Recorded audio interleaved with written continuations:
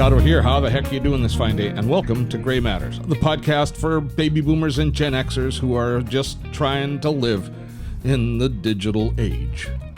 Viveka Von Rosen slides in to join me. Viveka, what happened to your mouth? This? It's hideous. I know. For the people that are listening on the scary. podcast, it's good that you don't have video.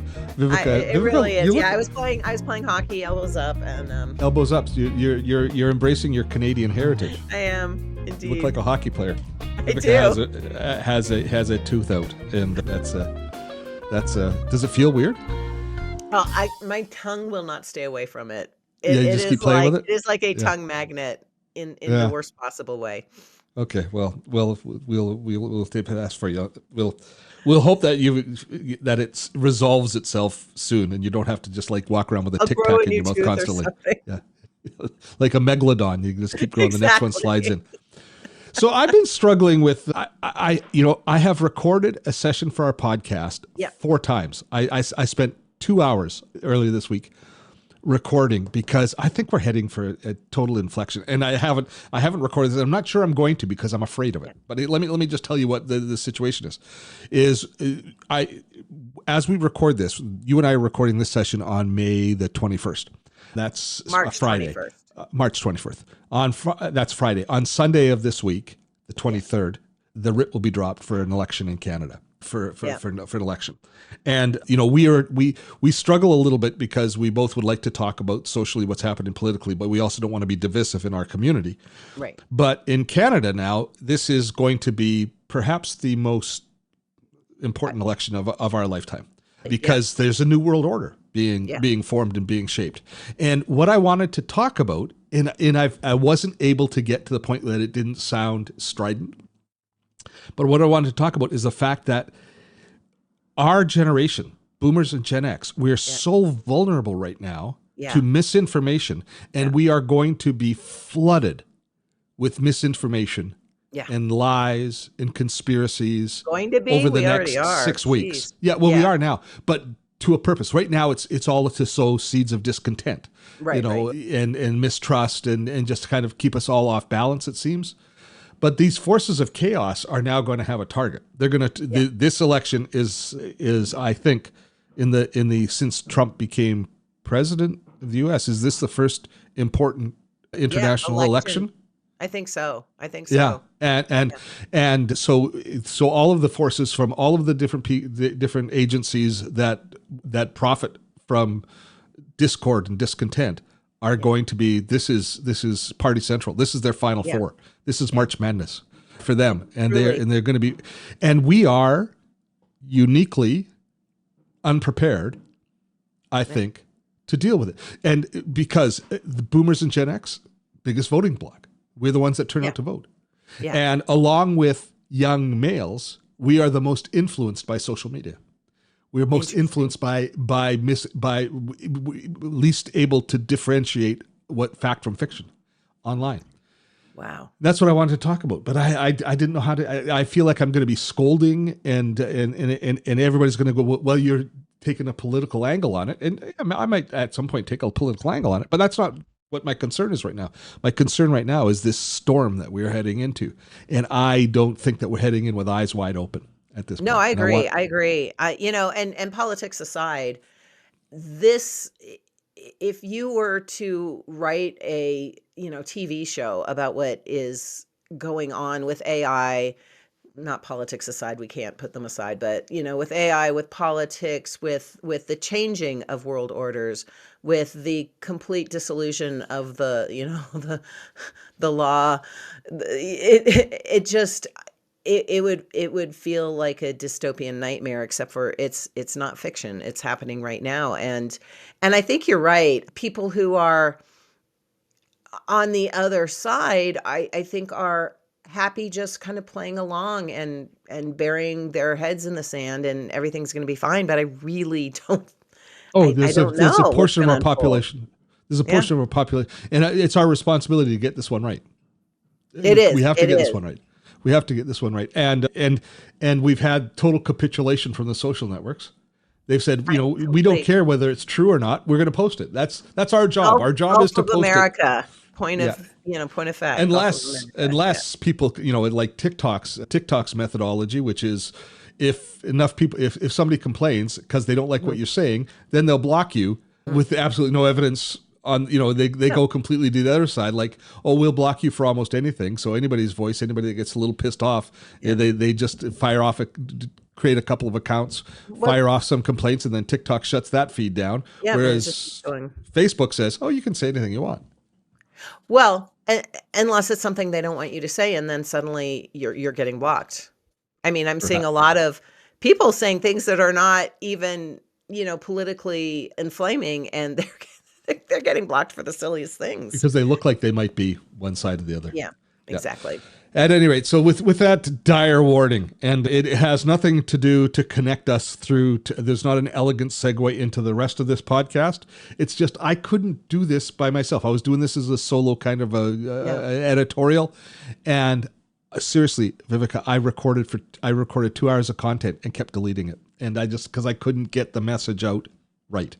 But I feel I've rung the bell now. Let everybody know what we're thinking, and if we happen to address this in the future, they're going to know where it's coming from. And we would love to, of course, hear all of our listeners' thoughts. If you are viewing us on YouTube, jump into the comments and tell us if you're concerned, and if you think that there's a solution. Maybe you see light at the end of the tunnel. Maybe we are, calling out that the sky is falling, and it's not all that bad. I'm actually interested in hearing other thoughtful comments from the other side. I have friends and family who don't think the way I do politically, and there's only a few of them that are able to give me unemotional and thoughtful responses when I ask the question. So I am completely open to unemotional and thoughtful responses about why this is not such a freaking terrifying thing right now, but I certainly feel like it is.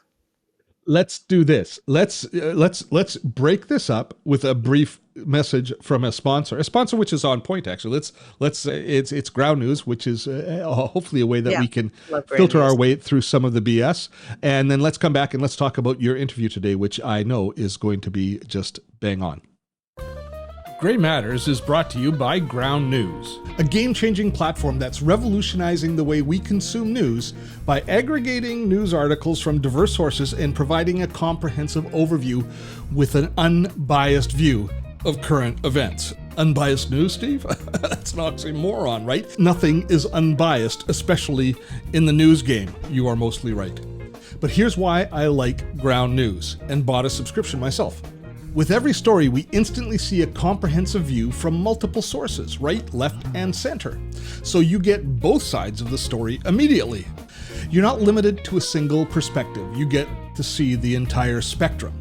So perhaps balanced might be a better term to use rather than unbiased. Now, I am very concerned about the impact of social media on our society, and I appreciate Ground News' ability to be able to break down echo chambers. We really need to take back control of our information and opinions rather than letting the algorithms dictate what we think and what we believe. Ground News is a part of the solution to this problem. It's not a silver bullet, but it is a step in the right direction. You owe it to yourself and to the rest of us to check it out. You can try it for free. Paid accounts start at as little as $1 a month, and use the barcode or go to dott.to/groundnews and receive up to 40% off on a Vantage subscription. Now, adding to all of the discontent that we talked about off the top of today's podcast, Viveka, is the technological changes which are just running rampant over us. AI and I gotta say something. If people haven't picked up on yet, you're a bit of an AI fangirl. Oh, I am. I love it. I use it all the time, all day long. Yeah. And no concerns. I mean, of course I have concerns, but I don't have concerns about, like, I'm polite to it, but and I think again, dystopian future, I don't know how AI that, in 2 or 3 more iterations is going to have an IQ, a measurable IQ of 15 100 or 15,000 or whatever it is Tom talks about. I don't know how that doesn't wipe us off the earth. But that being said, in the meantime, it's a really good tool. And like any tool, you can use it for good or evil. So I'm going to use it for good. So that segues us into your interview. Thomas Yeah. Triumph is who you interview. How did you meet him? Tom and I were both LinkedIn Learning authors, and we were kind of like in a LinkedIn Learning support group together. And we did it off. We had a couple one-off conversations with each other, and we were just like, "You are so cool." And so when I had the opportunity to interview him, I jumped on it. Really, really smart guy, and I think you're going to enjoy this.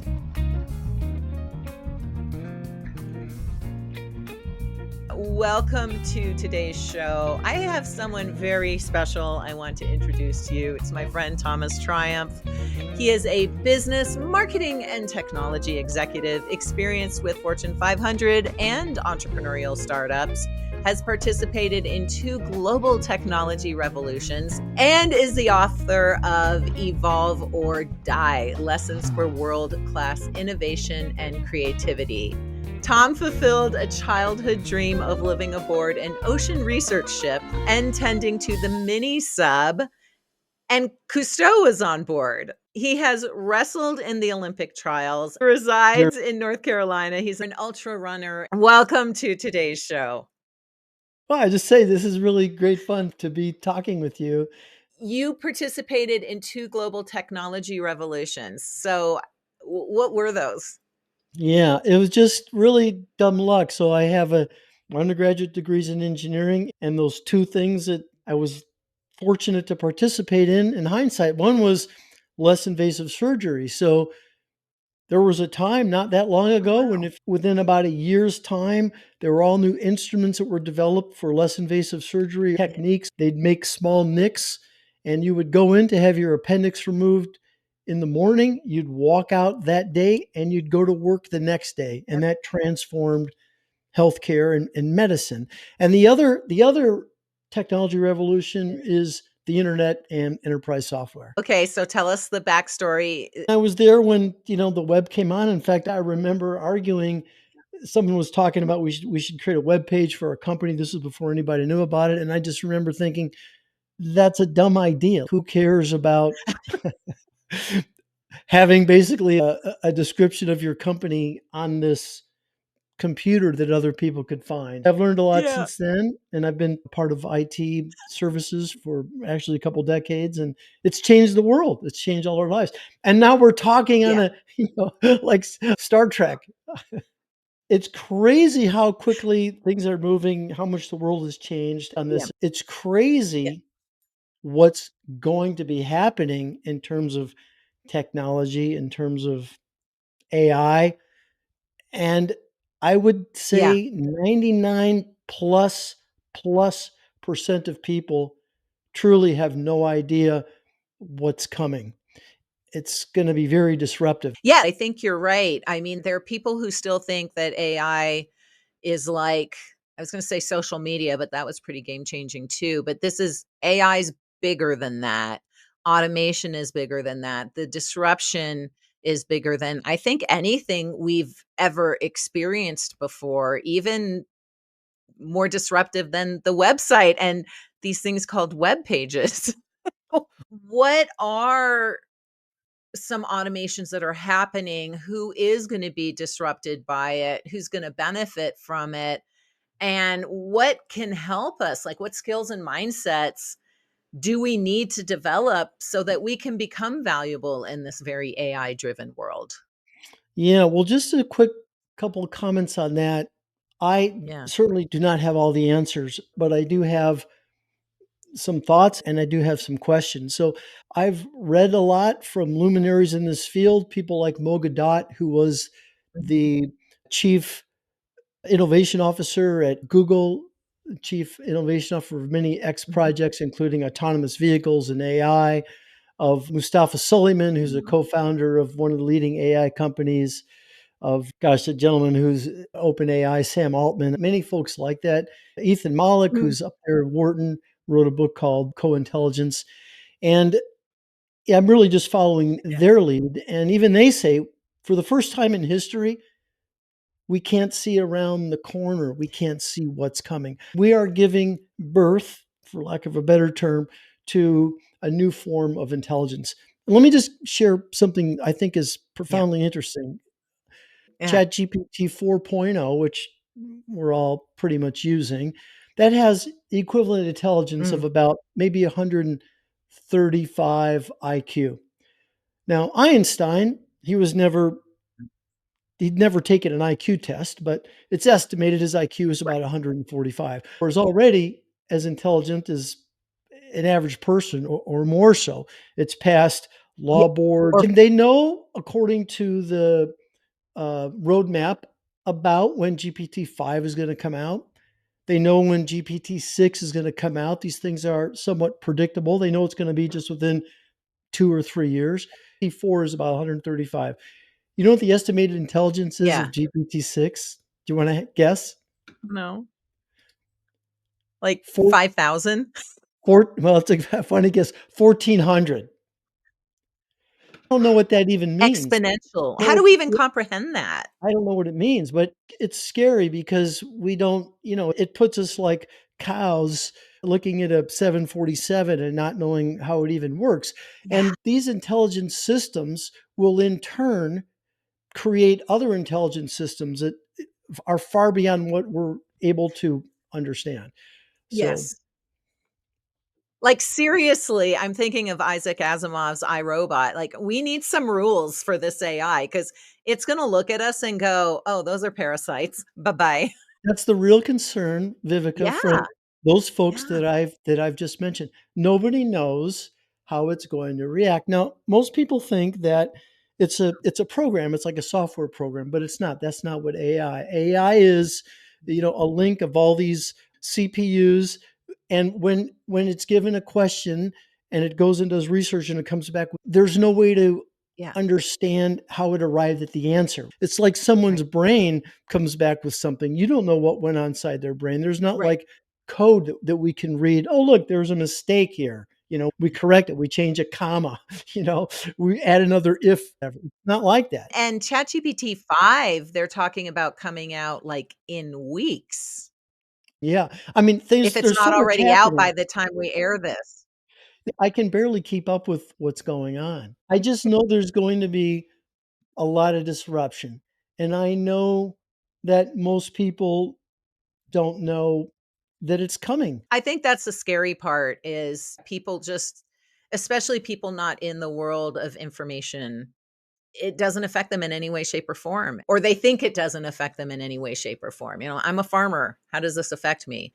But it affects everybody. I know certainly people in marketing, because that's that was my area of expertise for so long. Sure. I mean, we were hit first, I feel like, but also engineering, software development, like those people, we are seeing the effects immediately, and it will trickle down to everybody. So in this world where AI is inevitable, what skills and mindsets can people adopt to become even more valuable when AI seems to be taking over so many different jobs and functions?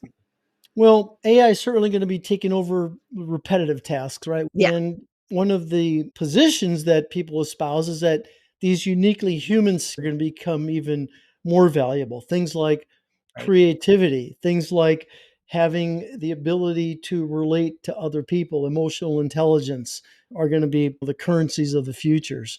So I hope that's the case. I just think that we're being called, as we've always really been, it's always been there, but to continually learn, to continually socialize with each other and be kind and considerate.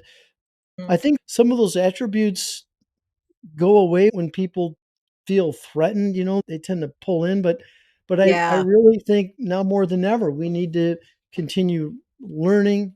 Someone said all education is self-education. We need to continue learning and improving ourselves, understanding these tools, using these tools. I mean, that's really all I know. Yeah.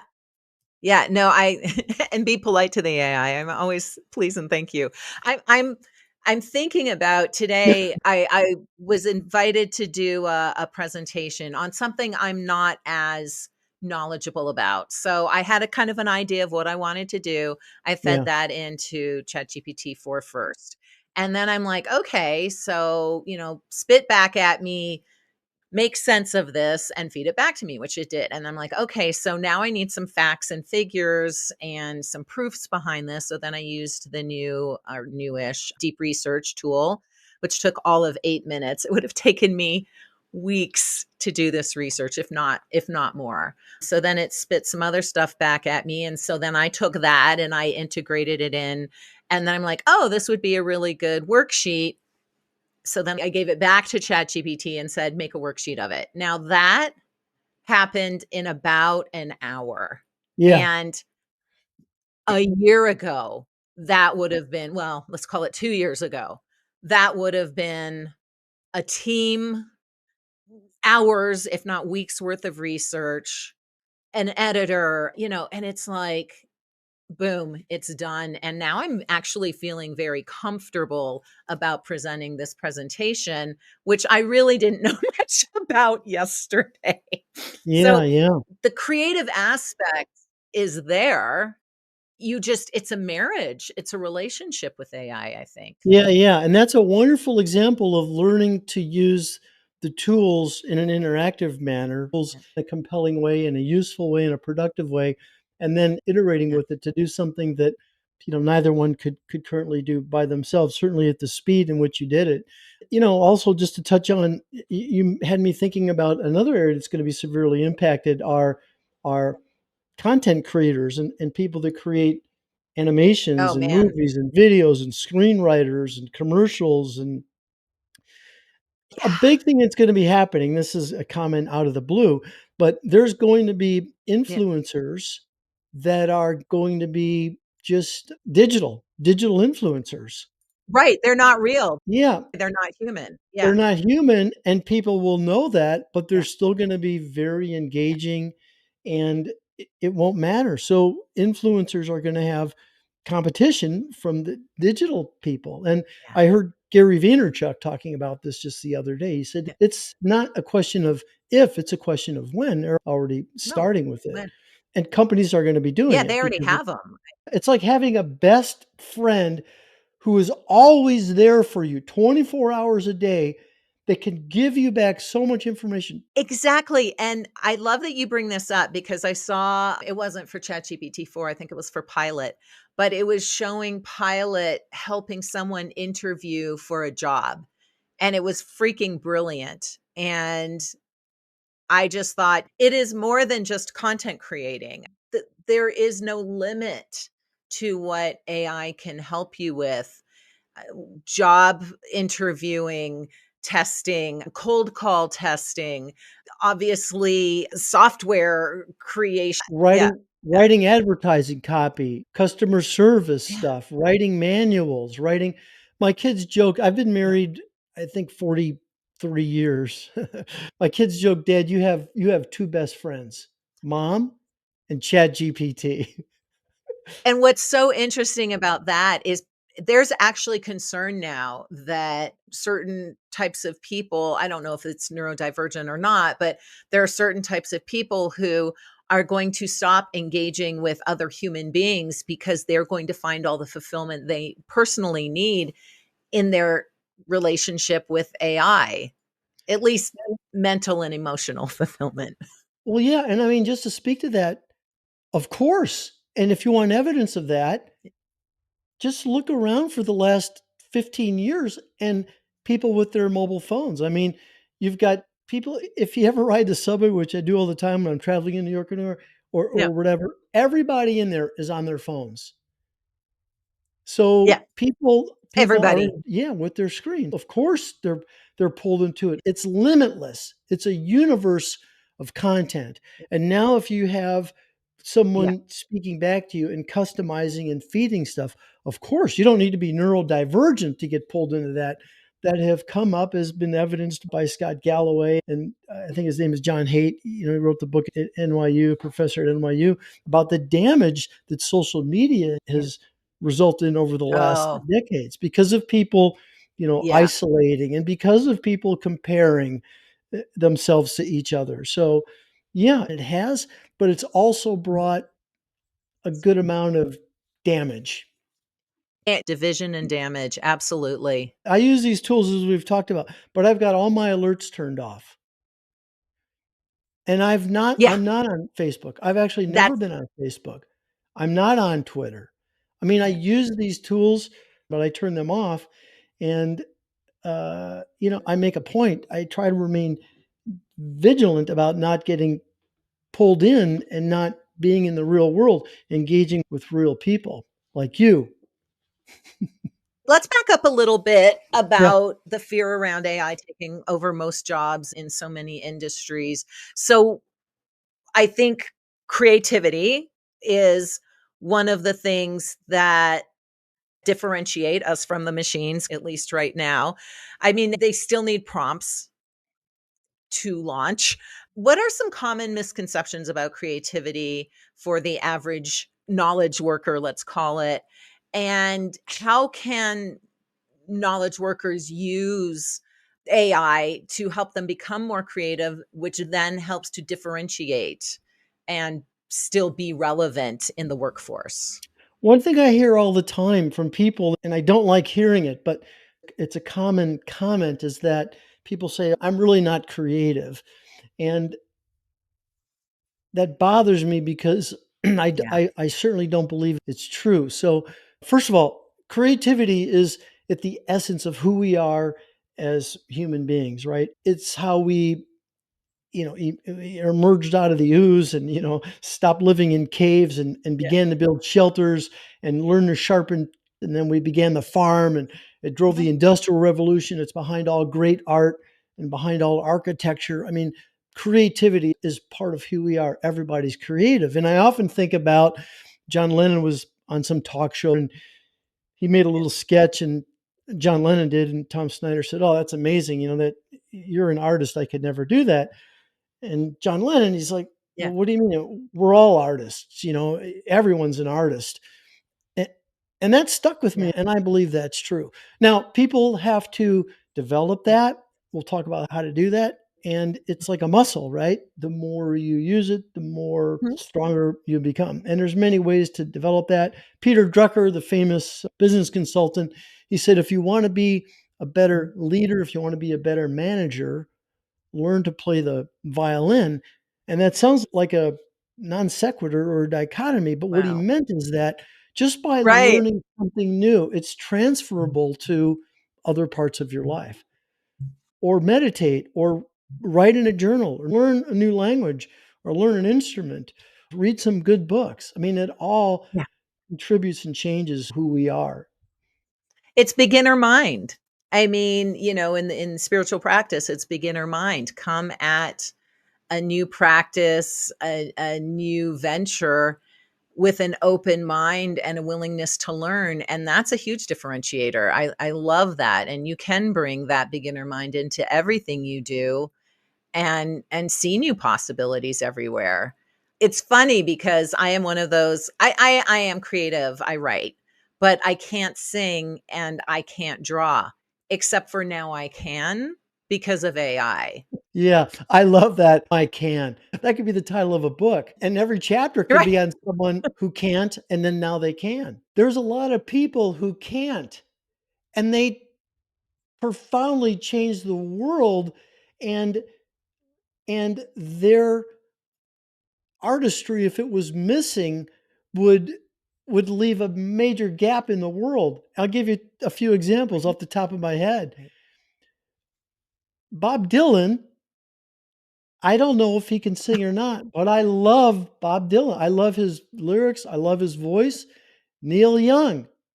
Someone 100%. described his guitar playing as a straight connection from his fingers to his heart. And I hear that when I listen to, Yeah. Jimi Hendrix was kicked out Yeah. of virtually every band he ever played.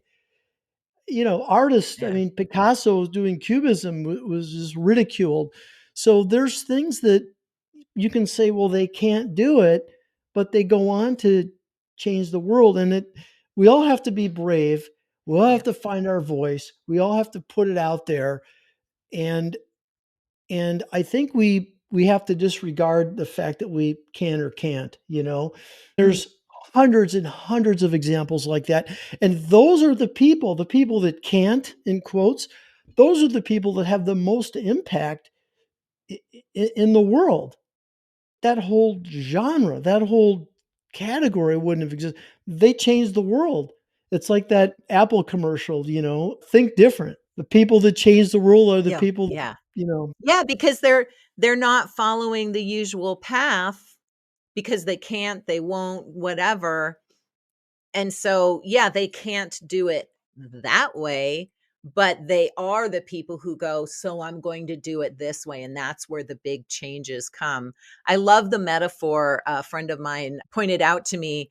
A rose, if you'll notice the stem of a rose, it grows one way and then a thorn, and then it grows another way and then a thorn, right? So it's the thorns, it's the sticky bits, it's the hard bits, it's the pointy bits that actually shift the trajectory. Yeah, and you know, to your point about kind of bringing it back to the AI, maybe these difficulties, Yeah, they often lead to growth for us. So it's jobs. yeah, I've lost many jobs, and I wouldn't wish it on anybody. I've lost many jobs. I'm yeah. not proud of it, but I mean, a lot of jobs, and for you know one reason or another, acquisitions, or there just wasn't a fit or whatever. And it's been difficult, but it's generally always led to something better. And Yeah. with AI, maybe it's going to make people be more creative. It's going to force them to learn new Mhm. skills. It's going to force them to think a little bit differently and uncover some talent that was otherwise hidden inside. Um, it's a bit of a forced metamorphosis, but sometimes we need that force to make it happen. Yeah. So I'm curious. Things are changing, speed of light or faster, really. Faster than we can possibly comprehend. We can't change the disruptive changes necessarily, but how do we find our own small place, our own small sense of power? How do we grab our own mastery back, I guess, in this rapidly changing world? Yeah, yeah. First, I'll make a quick comment. You're right. We can't stop things, and that's part of what Mustafa Suleiman, no, Mogadat talks about in his book Mm. "Scary Smart," because he calls it the prisoner's dilemma, as far as AI goes. In other words, there's a situation where a few people are involved in a crime, and they're all caught, and they're kept separated, and you tell each person, "Hey, if you help us, you will, you know, be given a bit of a Right. break." So everybody's going to, you know, want to Yeah. participate. So with AI now, you've got all these giant companies, Google, Apple, you know, Microsoft, Facebook, and that's just in this country. And then you've got many other countries. So Right. nobody can put the brakes on it, because if you do, you'll be at a massive disadvantage. So it's out there. Yeah. We're not able to, so you're right. Yeah. It's an eventuality. So what can we do, and how do we find our you know unique innate ability? I don't know that there's any one way to do it, but I think a couple things. I think nobody can do it for you. Nobody could go find, Right. I'm going to maybe use a bad example, but what popped in my head, nobody could go find 17-year-old Bob Zimmerman in Minnesota and say, "Hey, I want you to sing in this way where no one else has sung before. I want you to write these songs like no one else has sung. I want you to change your name from Robert to Bob, from Zimmerman to Dylan. I want you to go to New York." You know, no one can do it. No one can go find a young black kid, you know, with biracial parents in New York and Yeah. say, after he was hit by a car and spent months and months in a hospital convalescing, and someone gave him the book Grey's Anatomy, and he was studying all that, he was fascinated with the body. No one can tell him, "Hey, I want you to take these things and start turning them into art, into paintings, you know, and draw this way." And Mm. you know, that was Basquiat. Like, no one can lead you to this stuff, Basquiat, I was gonna say, yeah. and it's a struggle because Exactly. it's buried in there somewhere. You have to find it. I don't know. I mean, I struggle. We all struggle with it, but I mean, that's That's kind of what makes us human. But the way we do it is by working at it, not by turning our back on it and hoping it comes to us, magically through some, bolt of lightning. It's like the artist Chuck Close said, inspiration is for amateurs. Real artists show up and get the work, day after day after day. And we've got to do that work on ourselves and Yeah. find where we can add value.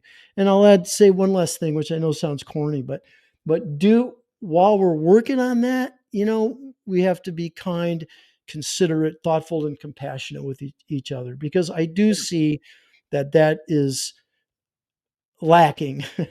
I want to take it back because we were actually talking about this in the green room. And I agree 100%. Like, we have to do the work.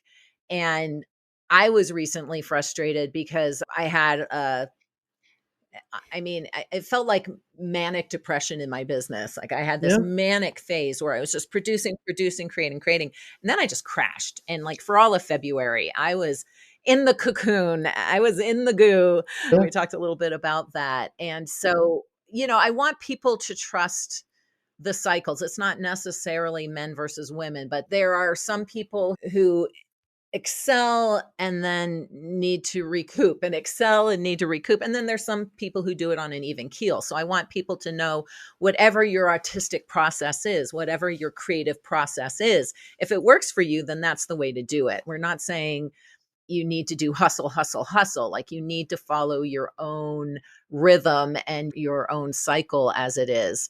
I'll make a quick comment. You mentioned ultra running. I've done a lot of running. Yeah.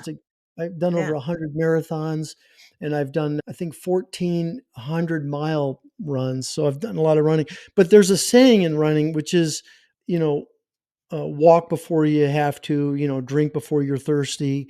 And part of that is, go slow to go fast, and be kind, considerate, compassionate with each other on this journey. Yes, absolutely. And when you're in fear, it's hard to have compassion for yourself. It's hard to have compassion for other people.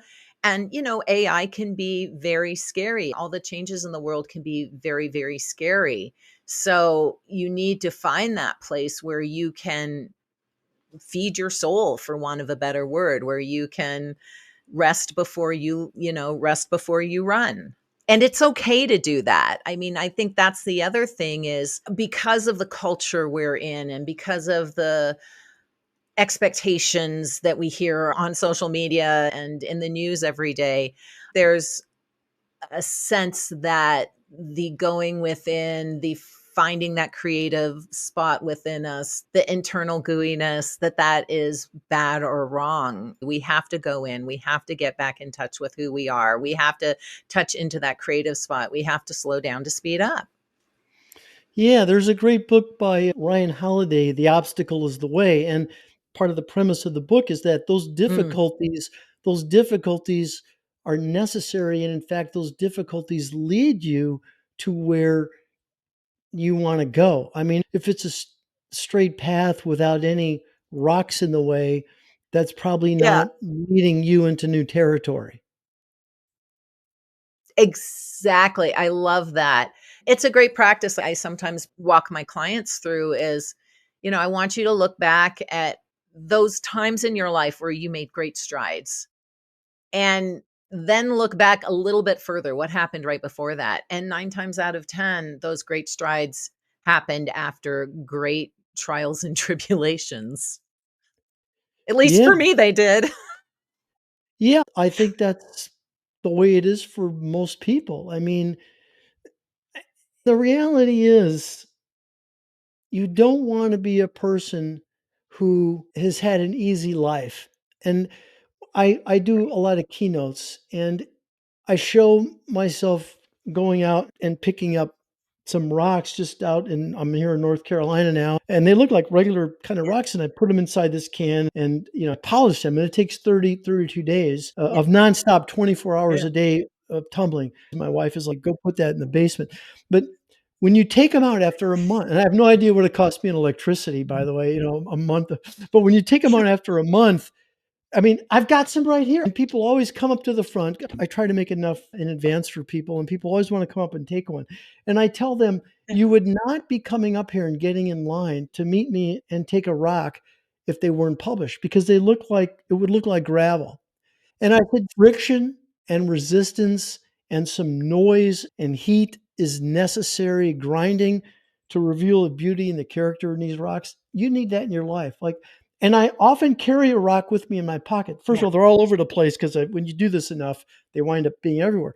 But I carry one with me to remind myself counterintuitively not to wish for an easy life. Yeah.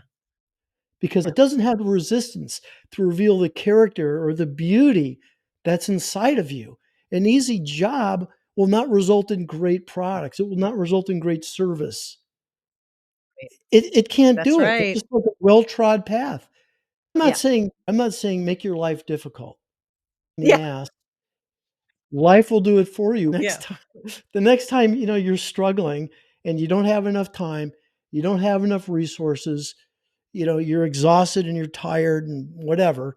Just remember, it's that resistance that's necessary to, reveal your character inside. We could keep talking for hours, but Steve wouldn't like that. So there's so much more we could say, but what are some final words from you, and where can people find you? Well, I'm Tom Triumph. I'm easy to find, on LinkedIn.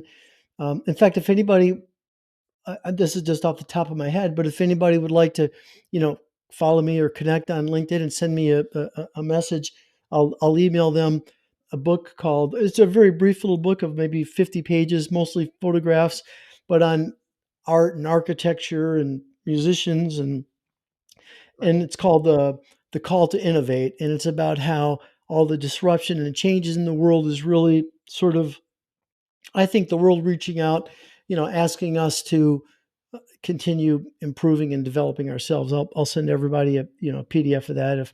If anyone's interested, just connect and send me a message. But in closing, I would just say that we're all in this together, and and that's good. Yeah. And if the machines are going to take over, we are going to have to learn to work with each other. So let's just start now. Well, to your point, which you very briefly mentioned, but I heard it, you said, that's why I'm always saying please and thank you in your interactions with. Thank you so much, Tom. It's always a pleasure talking to you. I always learn so much. I am in awe of your brain. I hope we can do this again soon. This interview.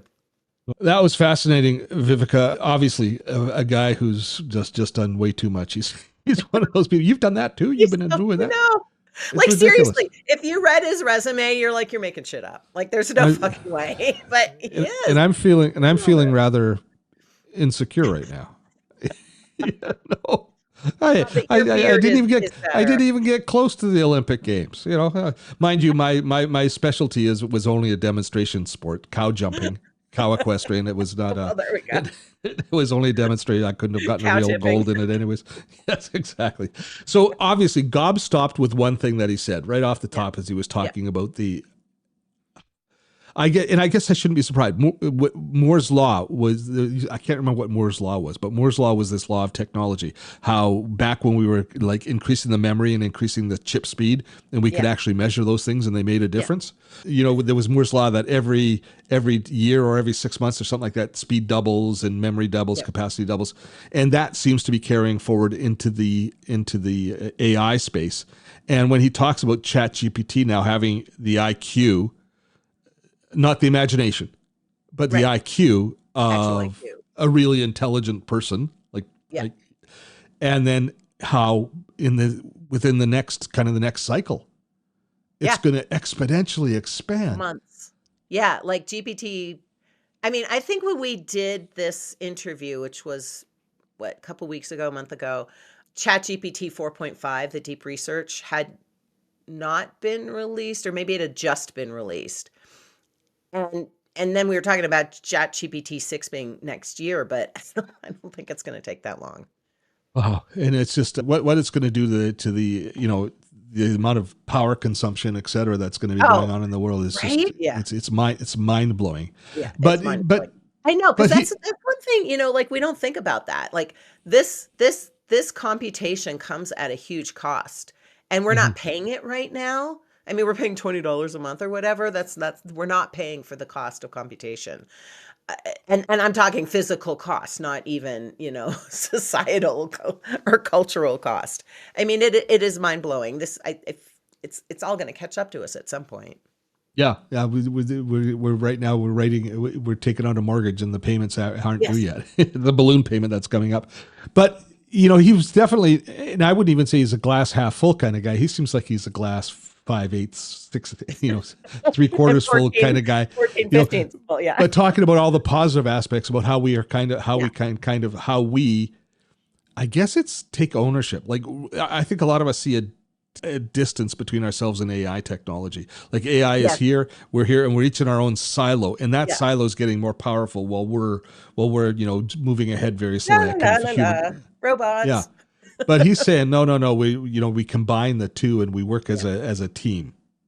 Yeah, no, absolutely. And I think because like he is also, I'm not going to say spiritual because he wouldn't, but he is a deeply creative being as well. And so he has found a way to balance, science and art within himself. And so I think that is the filter he looks at the world with. And it might be rosy colored filter, to your point, because I don't think most people have that deep balance of science and art within them. And so I think I hope he's right, but I think you're right. He sees the possibilities, as sometimes after doom scrolling, I do not.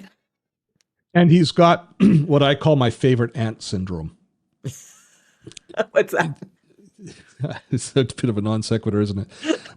We all have a favorite aunt who's really happy, even though she's getting old, and she's still really curious. Yeah. And she's still really doing all sorts of stuff that you think, oh, that's so cool that Auntie so-and-so is doing this thing. She's still swimming marathons or what have you.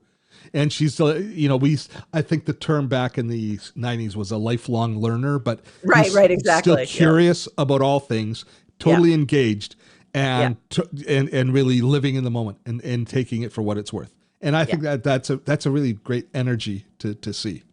I love that energy, and I think that's what keeps us alive. I mean, Yeah, I want to be a favorite aunt. I want to be a favorite aunt too. That's our mission for today. Viveka Von Rosen, we thank you so very, very much. We'll have links to Thomas's book in our description, and we encourage you to download it, have a look, and reach out to him should it be something that speaks to you. If you want Thomas to be one of your favorite aunts as well. The Call to Innovate by my favorite aunt, Tom Tynan. The Call to Innovate. There we go. Till next time. Have fun storming the castle.